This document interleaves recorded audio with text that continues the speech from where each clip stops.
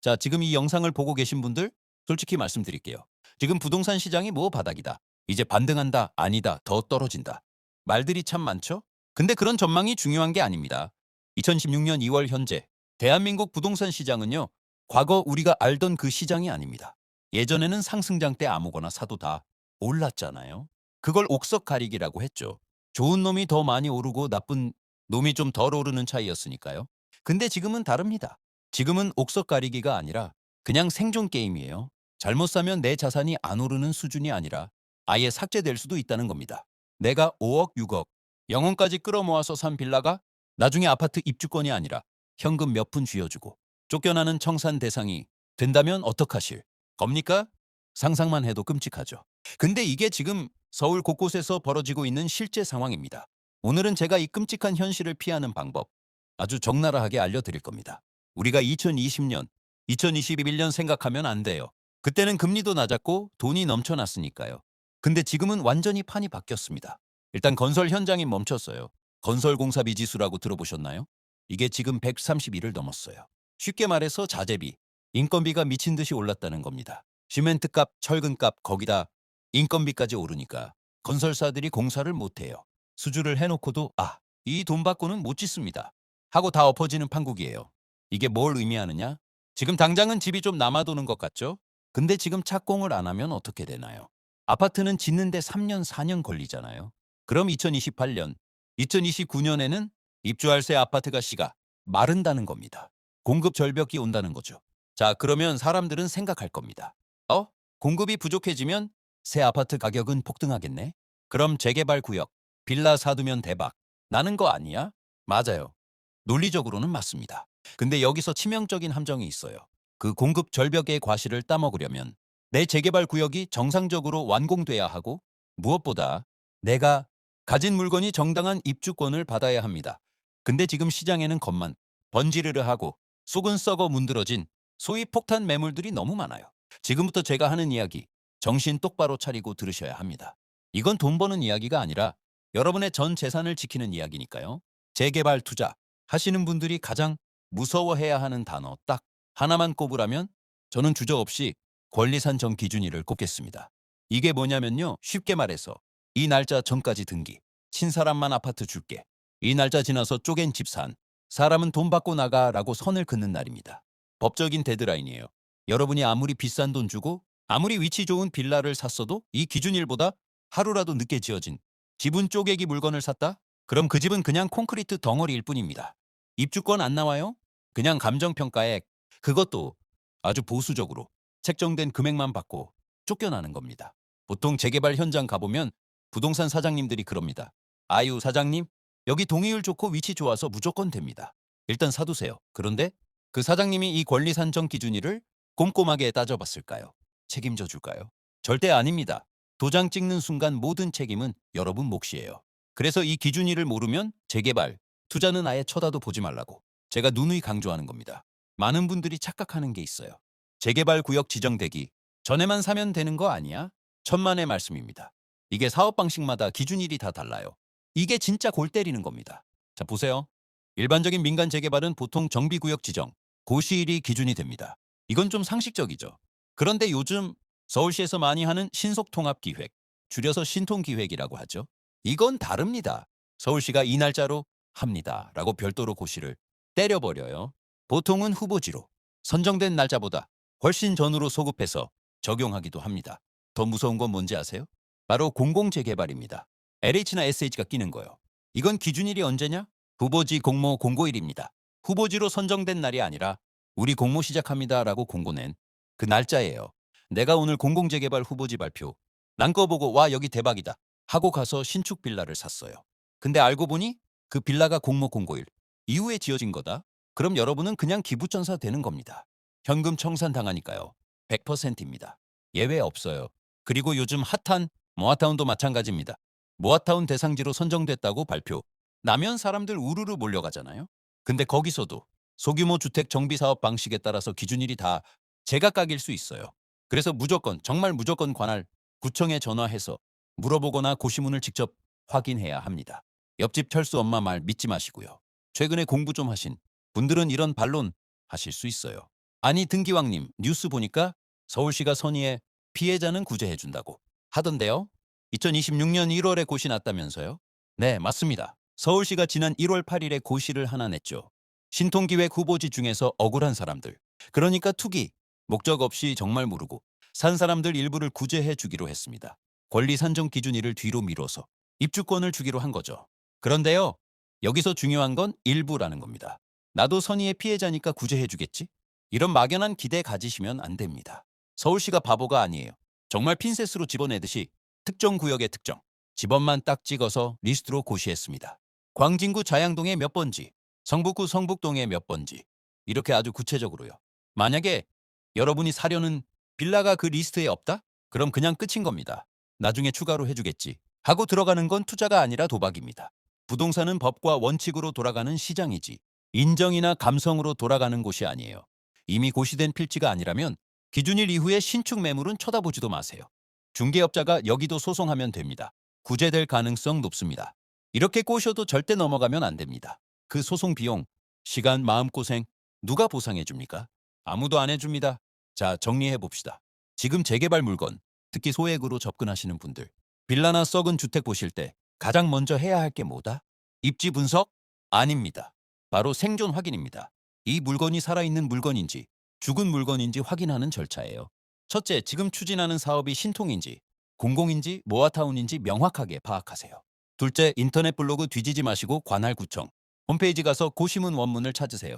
거기에 권리 산정 기준일이 며칠로 박혀 있는지 눈으로 확인하세요. 셋째, 내가 사려는 집에 건축물 대장을 떼서 사용 승인일이 그 기준일 이전인지 확인하세요.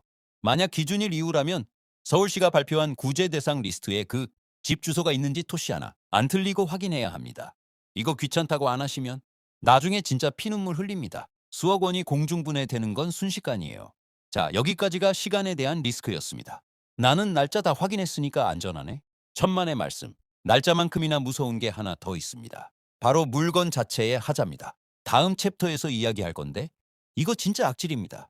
바로 근생 빌라라는 놈인데요. 겉보기엔 멀쩡한 집인데 서류상으로는 가게인 아주 골치 아픈 녀석들입니다. 이거 잘못 건드리면 비행강제금 폭탄 맞고 폐가 망신합니다. 어떤 건지 바로 설명해 드릴게요. 자, 권리 산정 기준 1이라는 시간의 함정을 피하셨나요? 그럼 이제 물건 자체를 뜯어봐야 합니다. 재개발, 시장에서 초보자들이 제일 많이 당하는 사기, 아닌 사기, 바로 근생 빌라입니다. 혹시 지금 내 집은 싱크대도 있고 바닥 난방도 되고 겉보기엔 완전 빌라인데? 하시는 분들, 등기부등본이나 건축물 대장 떼보셨나요? 거기에 주택이 아니라 제2종 근린생활시설, 사무소, 소매점이라고 적혀 있으면 축하드립니다. 여러분은 상가에 살고 계신 겁니다. 이게 왜 만들어지느냐? 건축주 입장에선 돈이 되거든요. 주택을 지으려면 주차장을 세대당 1대씩 만들어야 해요. 땅은 좁은데 주차장을 많이 못 만드니까 세대수를 못 늘리죠. 근데 근린생활시설로 허가를 받으면 시설 면적 134제곱미터당 1대만 있으면 됩니다. 그러니까 주차장법을 피해서 층수를 올리고 방을 더 쪼개서 분양하는 겁니다. 사는 사람 입장에선 주변 시세보다 2, 3천만 원 싸니까 와 싸다 하고 덜컥 계약하죠.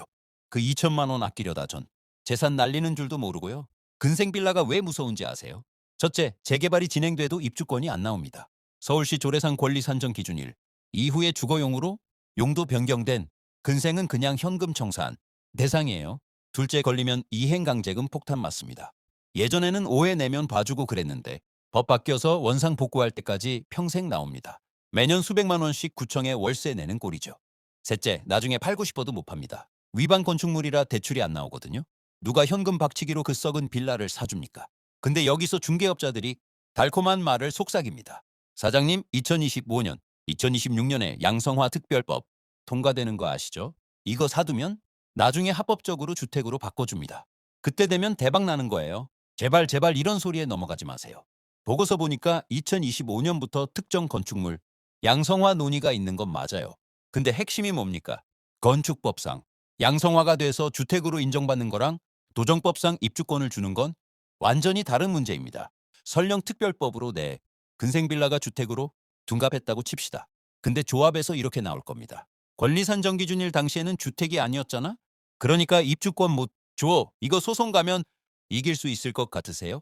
법원은 기준일 당시의 현황을 중요하게 봅니다.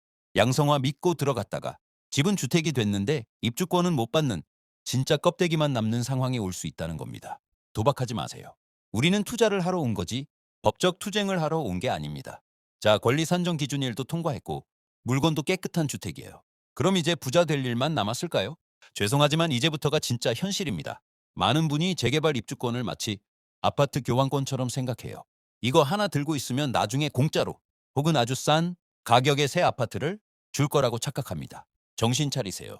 입주권은 교환권이 아니라 새 아파트를 원께 살 수 있는 자격일 뿐입니다. 그 원가가 미친 듯이 오르고 있다는 게 문제입니다. 지금 건설 공사비 지수가 131을 넘었어요. 서울 재개발 평당 공사비가 얼마인지 아세요? 강북 평범한 곳도 890만 원, 강남이나 한강변은 이미 1,000만 원을 불렀습니다. 불과 4라 5년 전만 해도 400만 원, 500만 원 하던 시절이 있었죠. 공사비가 2배가 됐다는 소리입니다. 공사비가 오르면 무슨 일이 벌어지느냐? 비례율이라는 게 박살이 납니다. 쉽게 말해서 내 헌집의 가치를 쳐주는 비율인데 예전엔 110%, 190% 쳐줬다면 지금은 80%, 70%까지 떨어지는 사업장이 수두룩합니다. 내 자산 가치는 쪼그라드는데 내가 내야 할 새 아파트 건축비는 폭등하는 이중고가 시작되는 겁니다. 감이 잘 안 오시죠? 제가 아주 간단한 산수를 해드릴게요. 2026년 현재 서울 강북의 한 재개발 구역이라고 칩시다. 여러분이 대지 지분 10평짜리 빌라를 가지고 있어요. 감정가가 3억이라고 해보죠. 2020년 같은 좋았던 시절에는 비례율 110% 적용해서 내 집 가치를 3억 3천만 원으로 쳐줬어요. 그리고 조합원 분양가가 6억 정도 했으니까 차액인 2억 7천만 원만 내면 새 아파트를 받았습니다. 2억 7천이면 전세 놓고 대출 좀 받으면 어떻게 비벼볼 만하죠. 근데 지금 2026년은 어떻습니까? 공사비가 올라서 비례율이 80%로 곤두박질칩니다. 내 집 가치는 3억에서 2억 4천만 원으로 깎여요. 반면에 공사비가 반영된 조합원 분양가는 6억이 아니라 9억으로 뜁니다. 계산해 볼까요? 9억 빼기 2억 4천. 여러분이 현금으로 내야 할 추가 분담금이 6억 6천만 원입니다. 자, 여기서 질문. 여러분, 통장에 지금 현금 6억 6천만 원 있습니까? 이주비 대출 이자 내고 중도금 내고 장음까지 치를 능력 되십니까? 입주 때 전세 놓으면 되지라고요? LTV 규제, 전세 가율 하락. 그거 다 계산해 보셨어요? 결국 내가 빌라 살 때 든 돈 3억, 나중에 낼 돈 6억 6천. 합치면 거의 10억입니다. 근데 그 동네 신축 아파트가 10억이면요? 여러분은 10년 동안 마음고생하고 썩은 집에서 몸테크하고 스트레스 받아가며 재개발 투자했는데 수익이 0원인 겁니다. 아니, 기회비용 따지면 마이너스죠. 이게 지금 벌어지고 있는 분담금의 역습입니다. 오늘 이야기한 내용 마음이 좀 무거우실 겁니다. 아니, 그럼 재개발 투자는 아예 하지 말라는 거냐? 이렇게 물으실 수도 있어요. 아니요, 하세요. 하지만 알고 하라는 겁니다. 2026년 부동산 시장은 멍청하면 코 베어가는 시장이 아니라 목을 베어가는 시장입니다. 하지만 반대로 말하면 공부하고 검증된 사람한테는 기회의 장입니다. 남들이 공포에 질려 던지는 물건 중에서 권리 산정 기준일 안전하고 공사비 갈등 어느 정도 봉합됐고 내 자금 여력 안에서 감당 가능한 진짜 옥석을 찾아낼 수 있다면 그때는 큰 돈을 벌 수 있겠죠. 공급 절벽이 오면 새 아파트는 분명 귀해질 테니까요. 딱 세 가지만 기억하세요. 첫째, 중개사. 말 믿지 말고 구청, 고시문 원문을 찾아서 날짜를 확인해라. 둘째, 건축물 대장 떼서 이게 집인지 상가인지 위반 딱지는 없는지 눈으로 봐라. 셋째, 돈 더 내라고 했을 때 버틸 수 있는지 최악의 시나리오로 분담금을 계산해봐라. 2026년은 부동산 시장의 양극화가 극에 달하는 해가 될 겁니다. 누군가는 물딱지를 쥐고 피눈물을 흘리겠지만 준비된 누군가는 공급 부족에 파도를 타고 자산을 폭발적으로 불릴 겁니다. 여러분이 어느 쪽에 설지는 오늘 이 영상을 보고 그냥 끄느냐 아니면 당장 내 물건의 서류를 떼보느냐에 달려 있습니다. 제발 감으로 투자하지 마세요. 여러분의 피 같은 돈입니다. 중개업자의 된다는 말보다 관공서의 고시문과 통계청의 숫자를 믿으십시오. 공부 안 할 거면 차라리 그 돈으로 맛있는 거 사 드시고 예금이나 하세요. 그게 돈 버는 겁니다.